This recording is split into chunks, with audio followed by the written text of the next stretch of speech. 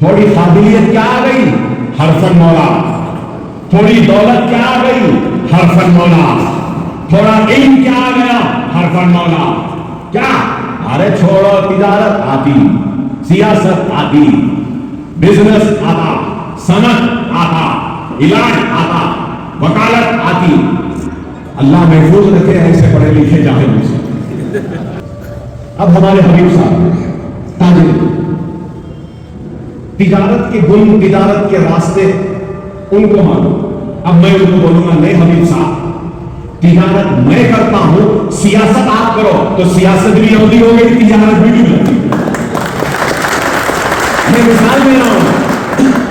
اب ایک وکیل ہے، وکالت کرنا، بے قصور ثابت کرنا، مقدمہ جیتنا اس کا کام. ایک ڈاکٹر، بیمار کا علاج ڈھونڈنا، علاج کرنا، اس کو صحتیاب کرنا. اب وکیل بول رہے ہیں نہیں ڈاکٹر صاحب علاج میں کروں گا، اور ڈاکٹر بول رہے ہیں نہیں وکیل صاحب مقدمہ میں لڑوں گا. تو مقدمہ بھی ہوگا، وہ بیمار کا علاج بھی ڈھونڈ رہا ہوں. صحیح ہے نا؟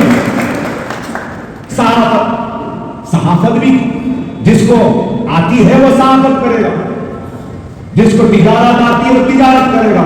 اب میں بول رہا ہوں نہیں، میں سیاست کے ساتھ ساتھ صحافت بھی کروں گا. مٹی ہو گئی صحافت، سیاست بھی. اب اللہ محفوظ پڑھے لکھے جاہلوں سے کہہ رہا ہوں، جہالت کی نشانی ہے. تو ہر کسی کو کام کرنا ہے. دین کے میدان میں اللہ آپ سے کام لے رہا ہے. آپ کا تعاون ہم کریں گے، آپ کا ساتھ ہم دیں گے. آپ آگے رہیے، پیچھے پیچھے ہم رہیں گے. دین کو آگے بڑھائیں. اللہ سیاست سے ہم سے کام لے رہا ہے، ہم ساتھ رہیں گے. اور آپ کو ہمارے پیچھے کھڑے رہنے کو نہیں کہہ رہا ہوں، میں بات کھڑے رہیے، آپ کو ہم مل کے آگے بڑھیں.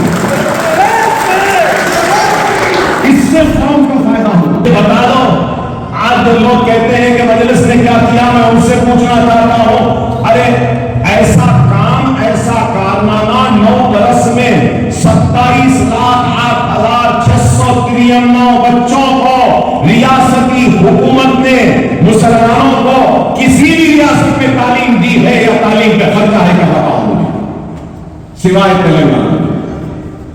یہ مؤثر نمائندگی کا نتیجہ ہے. دنیا جانتی ہے، اور دنیا یہ بھی سمجھتی ہے کہ انور اویسی جذباتی ہے. بے شک میں جذباتی ہوں، جذباتی تقاریر کرتا ہوں، لیکن زندگی کے فیصلے جذباتی انداز میں لینے والے کا نام انور اویسی نہیں. کیونکہ ہمارے اوپر ذمہ داری ہے قوم کی رہنمائی کی ذمہ داری. اور یہ ذمہ داریاں جذبات سے نہیں نبھائے جاتے، یہ ذمہ داریاں ہوش مندی کے ساتھ نبھائے جاتے ہیں. اور آج لوگ الزام لگاتے ہیں کہ آج ان پہ یہ مصیبت آتی، ان پہ وہ مصیبت آتی، ان پہ یہ ہوتا، ان پہ وہ ہوتا، لیکن ان کے اوپر نہیں ہوتا. یہی بات الزام ہے. ارے احمقوں، جن کے پاس کچھ نہیں ہے لٹنے کے لیے، ان کے انداز زندگی کچھ اور ہوتے ہیں. جن کے پاس بہت کچھ ہے، ملت کا ساسا، اس کی حفاظت کرنے کی ذمہ داری کے لیے ضروری ہوتا ہے کہ ہم دور اندیشی کے ساتھ، سمجھداری کے ساتھ آگے بڑھیں. یہاں 2 تصاویر ہیں، عبدالواحد اویسی کی اور ان کے بعد سلطان صلاح الدین اویسی. عوام کی خدمت کی تو عوام نے فخر ملت کا خطاب دیا. عوام کے لیے قربان ہوئے تو عوام نے سالار ملت کا خطاب دیا. 2 نسل مٹ گئے، تیسری نسل بھی اب ختم ہو جائے گی آج نے کل. 3 نسلوں کی محنت کا نتیجہ ہے کہ یہ اثاثے بنے ہیں. یہ medical engineering, MBA، MCA، OAC hospital, Isra hospital, Darussalam, یہ سب کچھ ہے. کیا ہم جذباتی فیصلے لے کر 3 نسل کی محنت کو یوں ہی ضائع کر دیں، قربان کر دیں، تباہ ہو جانے دیں، برباد بنانے دیں؟ اس لیے سمجھداری سے، دور اندیشی سے کام کرنا پڑتا ہے. جو بناتا ہے اس کو معلوم. میں 12ویں پاس ہوں، میں تعلیم یافتہ نہیں ہوں، میں گریجویٹ بھی نہیں ہوں، میں کوئی ماسٹرز بھی نہیں ہوں، میں کوئی ڈاکٹر بھی نہیں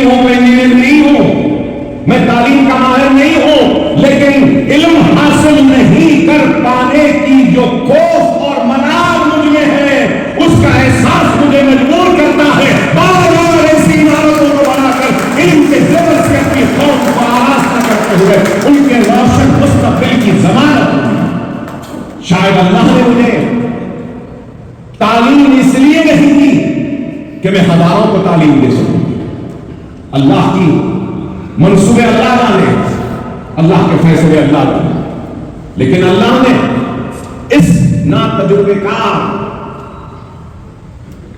انٹرمیڈیٹ پاس سے اتنا کام لے، کوئی معمولی کام نہیں ہے۔ اور شاید آپ نہیں جانتے، اگر شوہر چھوڑ دیتا ہے یا شوہر کا انتقال ہو گیا ہے تو کسی کے سامنے ہماری بیٹی، ہماری بہن، ہماری ماں ہاتھ پھیلائے مانگے نہیں، یا کسی کے گھر میں جھاڑو یا برتن نہ مانگے، بس اپنے ہنر کے ذریعے اپنے پیروں پہ کھڑے ہو کر حلال کی کمائی کے ذریعے اپنی اولاد اور اپنے گھر کی پرورش کرے چلا۔